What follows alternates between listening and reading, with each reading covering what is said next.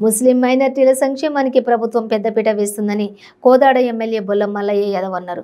సూర్యాపేట జిల్లా కోదాడ పట్టణంలోని స్థానిక 33వ వార్డులో మున్సిపాలిటీ నిధులు 5 లక్షల రూపాయలతో ఆధునీకరించిన పీర్ల చావిడిని ఆయన ప్రారంభించారు. ఈ సందర్భంగా వారు మాట్లాడుతూ గత ప్రభుత్వాలు ముస్లింలను కేవలం ఓటు బ్యాంకుగానే వాడుకొని వారి సంక్షేమాన్ని విస్మరించారని, బీఆర్ఎస్ ప్రభుత్వంలో ముఖ్యమంత్రి కేసీఆర్ ముస్లిం సంక్షేమానికి పెద్దపీట వేశారని అన్నారు.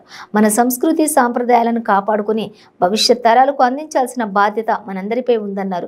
పీర్ల పండుగకు ప్రత్యేకత ఉందని, 10 రోజుల పాటు జరిగే పీర్ల పండుగ ఉత్సవాలు ముఖ్యంగా హిందూ ముస్లింల ఐక్యతకు ప్రతీకగా నిలుస్తున్నాయని అన్నారు. పట్టణాన్ని అన్ని రంగాల్లో అభివృద్ధి పదంలో నడిపించేందుకు శక్తి వంచన లేకుండా కృషి చేస్తానన్నారు. ఈ సందర్భంగా ముస్లిం మైనార్టీ నాయకులు ఎమ్మెల్యేను గజమాలతో ఘనంగా సన్మానించారు.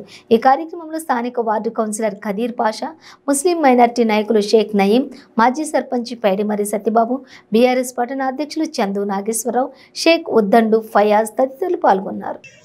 ఎన్ని దేవాలయాలు కడతాం, ఎన్ని మసీదులు నిర్మిస్తాం, ఇంకా జనాభా పెరుగుతున్న అవసరాలకు అనుగుణంగా ఎన్ని చేయగలుగుతాం అనేది ఒక భాగం అయితే, మన సాంప్రదాయాన్ని కాపాడటానికి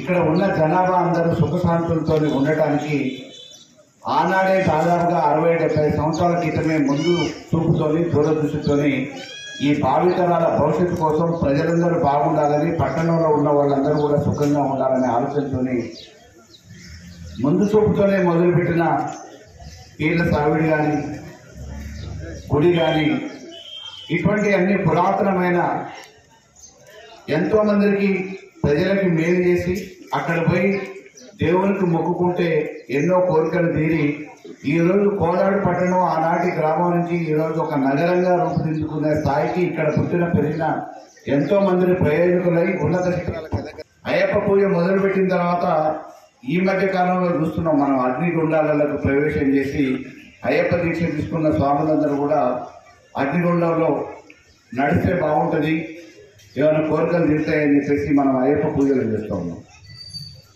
కానీ అయ్యప్ప పూజ కంటే ముందే 1975 అయ్యప్ప ఎప్పుడైతే ప్రాచుర్యంలోకి వచ్చిందో అంతకంటే ముందే పీర్ల పండక్కి అగ్నిగుండంలో నుంచి మామూలుగా పీర్లు ఎత్తుకొని పోతూ ఉంటే అందరూ పోయి కాళ్ళు మొక్కటం, కోరికలు నెరవేర్చిన విధంగా కోరుకోవడం, ఆ పీర్లకు పోయి కొడకలు కట్టడం, కోరికలు నివేదించుకొని తీరిన తర్వాత మళ్ళీ వచ్చే సంవత్సరం మళ్ళీ వచ్చి మేము మా మొక్కులు తీర్చుకుంటామని చెప్పడం అనేది ఆనవాయితీ. నేను పుట్టిన ఊర్లో మామూలుగా చూసినప్పుడు కూడా చుట్టుపక్కల నుంచి అందరూ ఆ గ్రామానికి సంబంధించిన వాళ్ళు, చుట్టుపక్కల ఊళ్ళో కూడా వచ్చి మొక్కుతున్న సందర్భాలను ఆనవాయితీ నుంచి ఈనాటి వరకు చూస్తూనే ఉన్నాం.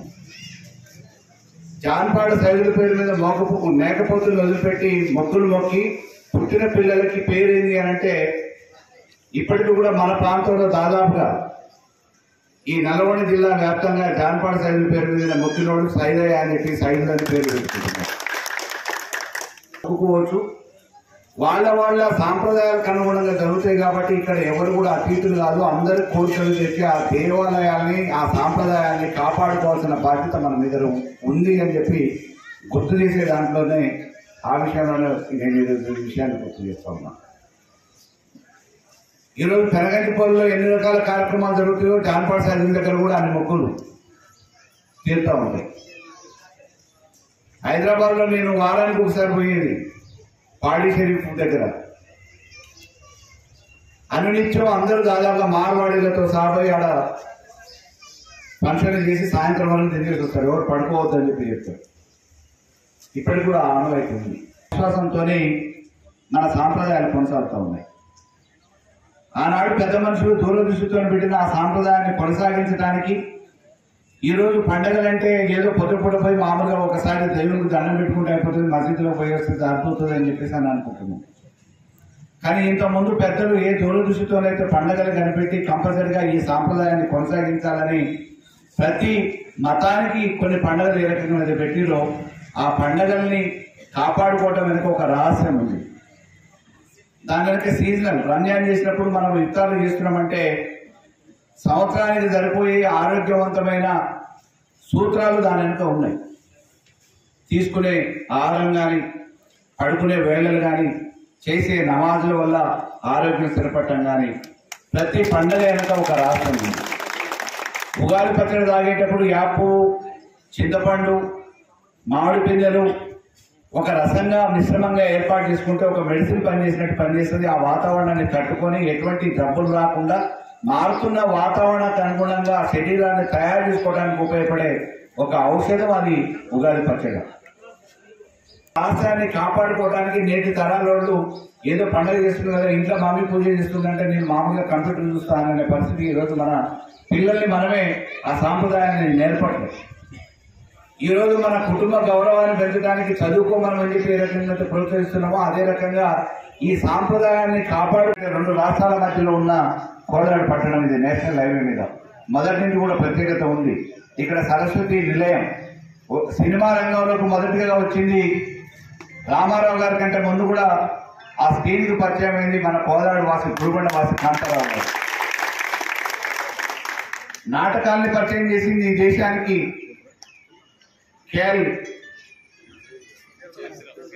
కేరళరావు గారు, రేపాల మునగాల మండల వాసి. ఈ రోజు మన జాతీయ పతాకంగా దేశ విదేశాల్లో వెలుగొందుతూ ఏ పండుగ వచ్చినా పబ్బం వచ్చినా జాతీయ జెండా రెపరెపలాడగానే మనం వచ్చిపోయేటప్పుడు సల్యూట్ చేసి ఆగి మనం మన జాతిని గౌరవించుకునే విధంగా ప్రతిష్టాత్మకంగా తయారు చేసుకున్న మన జాతీయ జెండాని తయారు చేసుకుని మన నియోజకవర్గంలో నడిగూడ మండలంలో ఆ రోజు గాంధీ గారు జాతీయ జెండా గురించి మీరు డిజైన్ చేసి పంపించండి అంటే దేశవ్యాప్తంగా వచ్చిన అన్ని జెండాలలో సెలెక్ట్ అయింది మన నడిగూడ మండల వాసి పింగళి వెంకయ్య గారు తయారు చేసిన త్రివర్ణ పథకం ఈ రోజు మన మీద ఎగురుతా ఉంది. దేశ విదేశాల్లో ఎంతో ప్రత్యేకత కలిగిన రాజకీయ చైతన్యం కలిగిన ఉద్యమాలు నడిపించి ఆంధ్ర మహాసభ నడిపినప్పుడు చిలుకూరు మండలంలో ఆంధ్ర సభ నడిచింది. తెలంగాణ ఉద్యమం నడిచినప్పుడు గరికపాడు బ్రిడ్జి దగ్గర మన కీసర జితేందర్ రెడ్డి గారు తుపాకీ పట్టుకుని లారీలకు అడ్డం నిలబడ్డాడు. సరస్వతికి నిలయం రాజకీయ చైతన్యానికి నిదర్శనం. అనేక రకాల ఉద్యమాలు నడిచిన ఈ కోదాడ పురిటిగడ్డ మరి రేపు అనేక రంగాలుగా అభివృద్ధి చెందాలనే ఆలోచనతో మనమందరం కూడా రేపటి భవిష్యత్తులో ఒక సరైన నిర్ణయం తీసుకొని కేసీఆర్కి అండగా ఉండాలని చెప్పేసి మీ అందరినీ సవినయంగా కోరుకుంటూ ఈ గురుకుల పాఠశాలలో విద్యార్థులు అనగానే ఒక్కొక్క విద్యార్థి మీద ప్రభుత్వం సంవత్సరానికి 1,20,000 రూపాయలు ఖర్చు పెట్టడం జరుగుతుంది.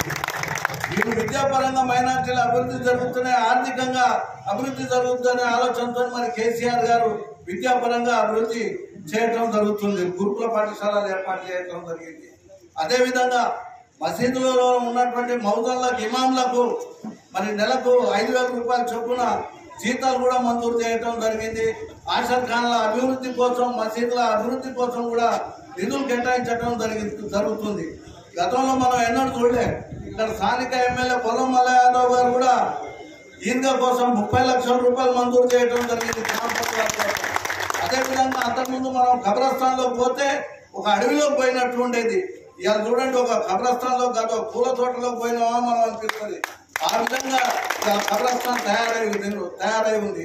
అదేవిధంగా ఒక కోదాడికే కాకుండా చుట్టుపక్కల ఉన్నటువంటి మైనార్టీ సోదరులందరూ కూడా వచ్చి మా కబ్రస్థాన్లకు, ఎందుకంటే మసీద్ మనం ఎంత పవిత్రంగా చూస్తాం, కబ్రస్థాన్ని కూడా అదే విధంగా అంత పవిత్రంగా చూస్తాం. ఆ కబ్రస్థాన్ల కాంపౌండ్ వాళ్ళ కోసం మాకు కూడా డబ్బులు కావాలని చెప్పి ఆ తమిళ వాళ్ళు వచ్చి అడిగితే తమిళ మైనార్టీ సోదరులు ఎమ్మెల్యే గారు 5 లక్షల రూపాయలు మంజూరు చేయడం జరిగింది. మరి ఈ విధంగా అభివృద్ధి చేస్తున్నటువంటి వాళ్ళని మంచి మనం ఏదైతే చేస్తే మనం ద్రోహం చేసినటువంటి వాళ్ళు అవుతాం. మైనార్టీ యువకులందరూ కూడా మీ భుజ స్పందాల పైన వేసుకొని వచ్చే ఎన్నికల్లో మనం కంకణబద్దులం అని ఉండి మరి కారు గుర్తుకు ఓటేసి పెద్ద మెజార్టీతో గెలిపించాల్సినటువంటి అవసరం ఉంది. గతంలో ఏరే పార్టీలో వేసినటువంటి వాళ్ళకు కూడా నేను దయచేసి వాళ్ళ కోరుకునేది ఏంటంటే ఆలోచన చేయండి. మేము చెప్పే దాంట్లో వాస్తవం ఉందా లేదా అని. వాస్తవం ఉంటే మా మల్లన్న ఓటేయండి, లేకుంటే అవసరం లేదు. వాస్తవం కాదనేది ఆలోచన చేయాలని చెప్పి అందరికి కోరుకుంటూ, అదేవిధంగా మన అభివృద్ధి జరగాలంటే మళ్ళీ పొలం మల్ల యాదవ్ గారు గెలుస్తేనే మనకు అభివృద్ధి జరుగుతుంది. గతంలో చూసినాం సీఎం రిలీఫ్ ఫండ్ ఇది చూసినాం మనం.